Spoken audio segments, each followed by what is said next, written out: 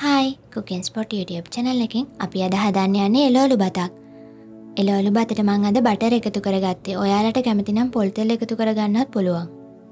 අපි එහෙනම් බලමු මොනවද එළවලු බත හදන්න ඕන වෙන්නේ කියලා. මුලින්ම මම ලුණු අරන් තියෙනවා. ඒ වගේම බෝංචි මේ වගේ පොඩියට කපලා අරන් තියෙනවා. ඒ වගේම ලුණු කොළ, කැරට්, කරපිංචා, කුරුඳු පොතු අරන් තියෙනවා. කරාබුන ඇටි, ඒ වගේම කරඳමුංගු, බටර්, රම්පේ අරන් තියෙනවා. ඒ ටික තමයි ඕන වෙන්නේ. අපි එහෙනම් බලමු හදන විදිය.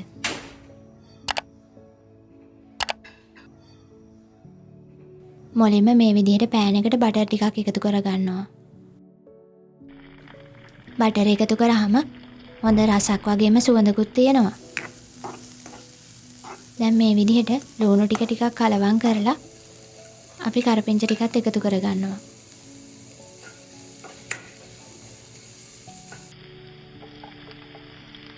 දැන් මම කොටු හැඩයට කපාගත්ත කැරට් ටිකත් එකතු කරගන්නවා.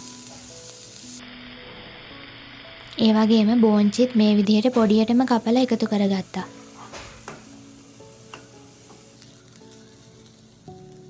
දැන් මේ එළවලු ටික හොඳින් කලවම් කරලා ඔයාලට අවශ්‍ය ප්‍රමාණයට ලුණු එකතු කරගන්න පුළුවන්. අන්තිමටම අපි ලුණු කොළ ටික එකතු කරගන්නවා.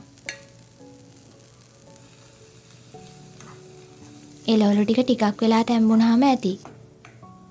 දැන් මම ලිප ඕෆ් කරලා බත් එක හදාගන්නයි යන්නේ. ඔයාලට මේකට කැමති හාල් වර්ගයක් ගන්න පුළුවන්. මම නම් අරන් තියෙන්නේ keeri samba.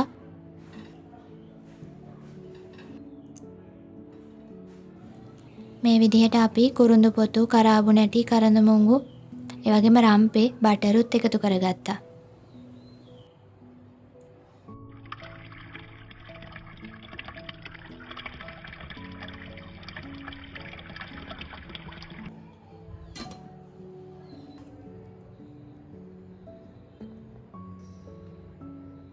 දැන් බත් එක ඉදලා තියෙන්නේ. මේ විදිහට අපි එළවලු මිශ්‍රණයට එකතු කරගමු.